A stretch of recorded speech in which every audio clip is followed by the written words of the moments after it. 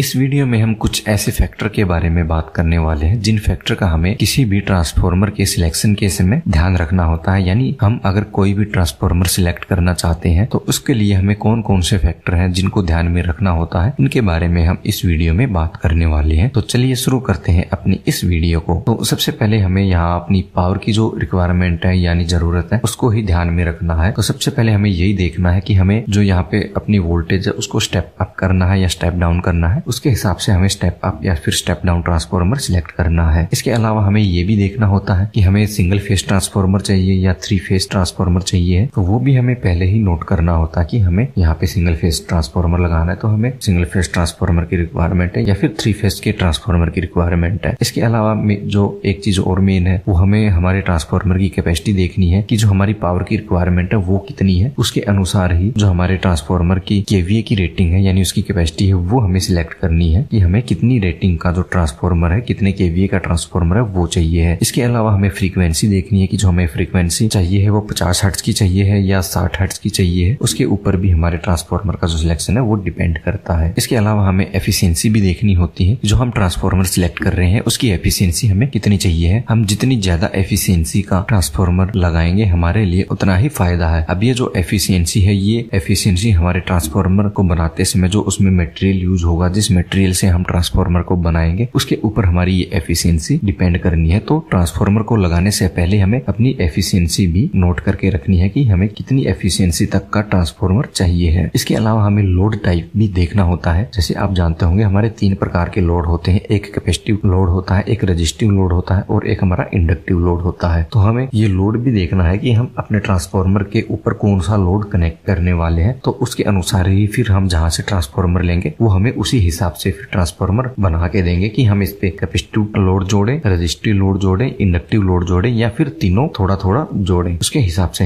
ही हमें ट्रांसफॉर्मर की रिक्वायरमेंट देनी पड़ती है। इसके अलावा हमें इन्वायरमेंटल कंडीशन भी देखनी होती है कि जो हमारा ट्रांसफॉर्मर होता है वो कौन से इन्वायरमेंट के लिए सही है। हम अपने ट्रांसफॉर्मर को इंडोर लगाना चाहते हैं या फिर हम अपने ट्रांसफॉर्मर को आउटडोर लगाना चाहते हैं, तो ये भी हमें पहले ही देखना होगा। फिर उसके हिसाब से ही हमें जो हमारे ट्रांसफॉर्मर की रिक्वायरमेंट है वो देनी होती है। जो अगला फैक्टर होता है वो होता है टैप चेंजिंग का। हम अपने ट्रांसफॉर्मर में टैप चेंजिंग लगवाना चाहते हैं या नहीं लगवाना चाहते। अगर लगवाना चाहते हैं तो कौन सा टैप चेंजर हमें चाहिए है, ऑन लोड टैप चेंजर चाहिए या ऑफ लोड टैप चेंजर चाहिए है, ऑटोमेटिक चाहिए है या मैनुअल चाहिए है, ये भी हमें पहले ही देखना होता है। उसके बाद ही हमें ट्रांसफॉर्मर की रिक्वायरमेंट डालनी पड़ती है। आगे बढ़ने से पहले दोस्तों अगर आपने हमारे चैनल को सब्सक्राइब नहीं किया है तो आप हमारे चैनल को सब्सक्राइब कर सकते हैं ताकि इलेक्ट्रिकल की ऐसी ढेर सारी वीडियो हम आपके लिए लाते रहें। अगला फैक्टर जो होता है वो होता है साउंड लेवल का। जो ट्रांसफॉर्मर का साउंड लेवल होता है उस पे भी बहुत कुछ डिपेंड करता है, क्योंकि हमारा ट्रांसफॉर्मर अगर ज्यादा साउंड या नॉइस पैदा करेगा तो वहाँ पे उसको ऑपरेट करने में बहुत सारी दिक्कतें आ सकती हैं, क्योंकि उसका जो ऑपरेटर है वो ट्रांसफॉर्मर के आसपास ही रहेगा। और अगर हमारा ट्रांसफॉर्मर ज्यादा नॉइस करेगा तो हमारा जो ऑपरेटर है वो हमेशा इरिटेट रहेगा, जिससे वो सही से काम नहीं कर पाएगा। ऐसे में हमें जो ट्रांसफॉर्मर का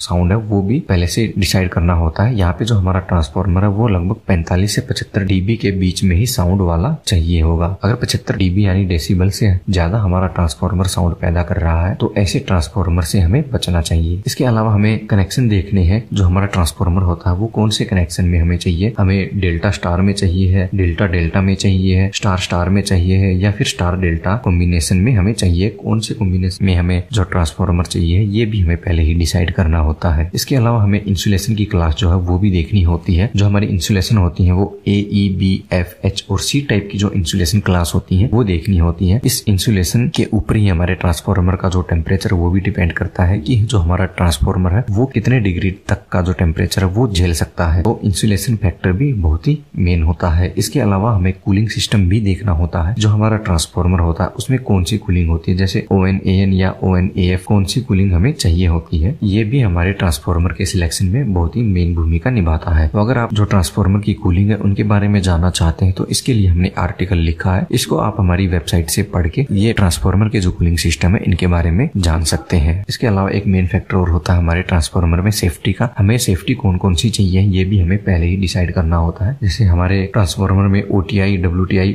ऑयल टेम्परेचर इंडिकेटर और वाइंडिंग टेम्परेचर इंडिकेटर। अगर हमारा ट्रांसफॉर्मर ऑयल टाइप है तो वहाँ पे बकल्स रिले हमें चाहिए होगी। यहाँ पे हमें ओवरलोड, ओवर करंट जैसी कुछ सेफ्टियां होती हैं, ये सभी सेफ्टियां अपने ट्रांसफॉर्मर में लगानी होती हैं। तो ये भी आपको सबसे पहले डिसाइड करना होगा कि आप अपने ट्रांसफार्मर में कौन कौन सी सेफ्टी देना चाहते हैं। इसके अलावा अब आती है हमारी कॉस्ट। कॉस्ट हमारी दो प्रकार की होती है। एक हमारी कैपिटल कॉस्ट होती है जो कि हम ट्रांसफार्मर में लगा के उसको खरीदने में लगाते हैं, और एक हमारी ऑपरेटिंग कॉस्ट होती है, यानी जब हमारा ट्रांसफार्मर लग जाएगा उसके बाद उसको ऑपरेट करने में जो कॉस्ट लगेगी वो कितनी होगी। मेनली यहाँ पे जिस ट्रांसफार्मर की कैपिटल कॉस्ट कम होती है उसकी ऑपरेटिंग कॉस्ट हमें ज्यादा पड़ जाती है, और जिसकी कैपिटल कॉस्ट ज्यादा होती है वहां पे हमें देखने में आता है उसकी जो ऑपरेटिंग कॉस्ट होती है वो हमारी कम आती है। तो हमें यहाँ पे जो हमारा ट्रांसफार्मर है वो सिलेक्ट करना है। उसके लिए जो ऑपरेटिंग कॉस्ट होती है वो कम ऑपरेटिंग कॉस्ट वाला ट्रांसफार्मर ही हमें सिलेक्ट करना है, क्योंकि कैपिटल कॉस्ट तो हम एक बार उस पे लगा के छोड़ देंगे, उसके बाद हमें वो खरीदना ही नहीं है। एक बार खरीदने के बाद हम उसको लगभग 15, 20, 25, 30 साल तक यूज करने वाले हैं। तो ऐसे में ऑपरेटिंग कॉस्ट होती है वो बहुत ही महत्वपूर्ण हो जाती है। तो अगर ऐसे में ऑपरेटिंग कॉस्ट कम होगी तो हमें बहुत फायदा होगा, और अगर ऑपरेटिंग कॉस्ट बहुत ज्यादा होगी तो हमें 25-30 साल तक बहुत ज्यादा कॉस्ट पे ही ट्रांसफार्मर को चलाना पड़ेगा। तो ऐसे में आपको कैपिटल कॉस्ट और ऑपरेटिंग कॉस्ट भी पहले से देखना होगा कि आपको कम कॉस्ट का चाहिए या फिर ज्यादा कॉस्ट का चाहिए है। इसके अलावा आपको सर्विस भी देखनी है कि जहां से हम ट्रांसफार्मर को ले रहे हैं, जो हमारा ट्रांसफार्मर प्रोवाइडर है वो हमें सर्विस प्रोवाइड करवा रहा है कि नहीं करवा रहा। आपको ऐसा ट्रांसफार्मर चाहिए कि जो प्रोवाइडर है वही आपको सर्विस प्रोवाइड करवाए, या फिर आप ऐसा ट्रांसफार्मर चाहते हैं कि हम बाहर किसी की भी सर्विस लेके इस ट्रांसफार्मर को मेंटेन कर सकते हैं। तो ये भी आपको पहले ही डिसाइड करना होता है। तो उम्मीद है ट्रांसफार्मर सिलेक्शन से जुड़ी ये पोस्ट आपको पसंद आई होगी। इससे जुड़ा अगर आपका कोई भी सवाल है तो आप हमें नीचे कमेंट में बता सकते हैं। इसके अलावा अगर आप इलेक्ट्रिकल की और भी जानकारी चाहते हैं तो इसके लिए आप हमारी लेफ्ट वाली और राइट वाली दोनों वीडियो देख सकते हैं।